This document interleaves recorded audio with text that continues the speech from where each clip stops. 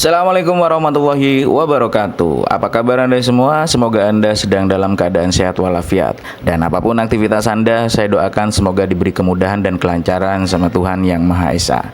Oke, sesuai dengan judul, di episode kali ini saya akan ngebahas tentang bagaimana perawatan forklift yang baik dan benar itu seperti apa. Karena seperti yang kita tahu bahwa forklift adalah alat transportasi barang untuk memindahkan barang dari satu tempat ke tempat yang lain.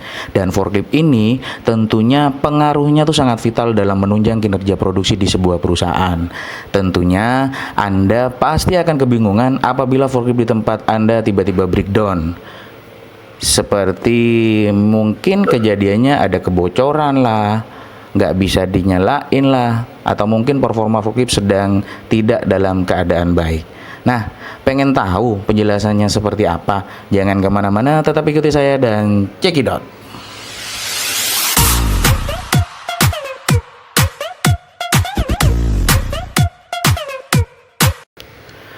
Baik, terima kasih buat yang masih stay dan buat yang belum subscribe, minta tolong di subscribe dong, karena subscribe itu kan gratis, jadi hitung-hitung ngebantu channel kita gitu loh.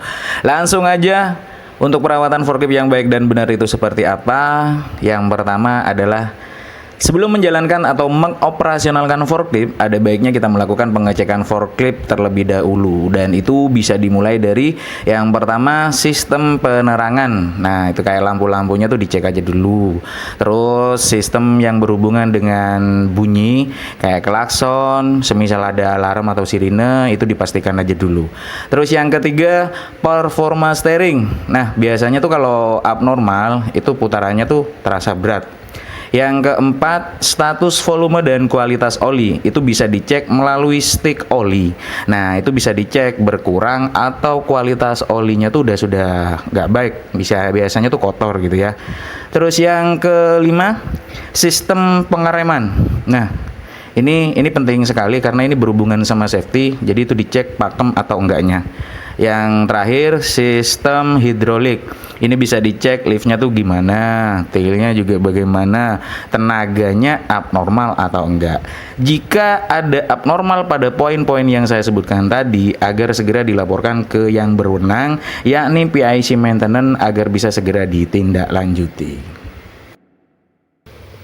Kemudian yang paling penting adalah preventive maintenance bulanan, yakni per 250 jam. Maksudnya bagaimana, Pak? Nah, seperti ini. Anda terakhir tuh ganti olinya kapan? Misal diganti pada hose meter 12.500, berarti preventive maintenance bulanannya itu dilakukan pada hose meter 12.750. Tujuannya untuk apa sih? Nah, tujuannya tuh jelas, untuk memastikan kondisi terkini unit forklift Anda tuh lagi baik-baik aja apa ada abnormal.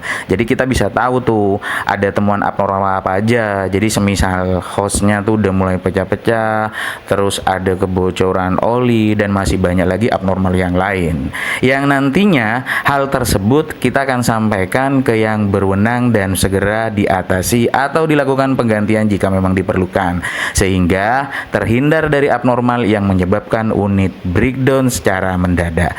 Terus pertanyaannya gini nih, apa aja yang dilakukan pada saat preventive maintenance per 250 jam? Jawabannya adalah sebagai berikut. Perhatikan tabel yang tertera di layar Anda. Itu adalah poin-poin yang akan dilakukan pada saat preventive maintenance per 250 jam yang akan dikerjakan.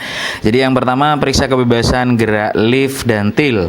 Periksa keadaan selang dan pipa oil hidrolik. Yang ketiga, periksa kecepatan angkat lift dan til. Yang keempat, periksa minyak rem. Yang kelima, periksa oli hidrolik. Yang keenam, periksa kondisi baterai.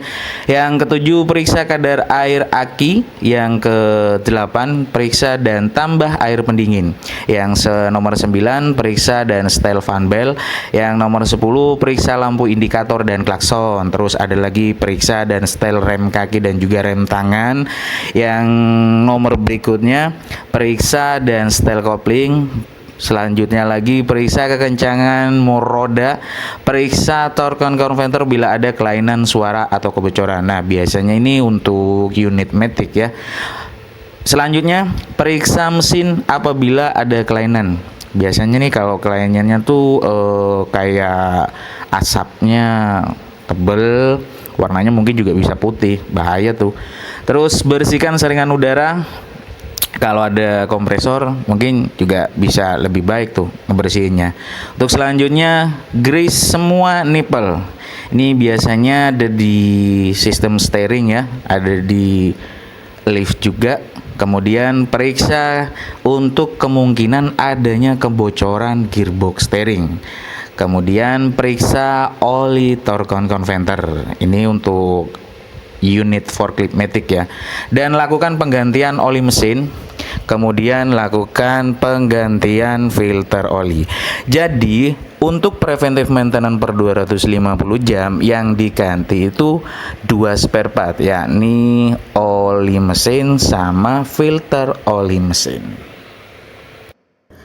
Jadi kalau ditanya seberapa penting preventive maintenance, maka jawaban kita adalah penting banget. Banyak loh customer kita tuh yang menghubungi kita secara mendadak, "Pak, bisa nggak datang ke tempat kita hari ini? Forklift kita tuh lagi breakdown, forklift kita tuh lagi mengalami kebocoran, forklift kita loh ini." Nah, kalau teman-teman menerapkan poin-poin yang saya sampaikan tadi, kemungkinan hal tersebut akan sangat kecil sekali.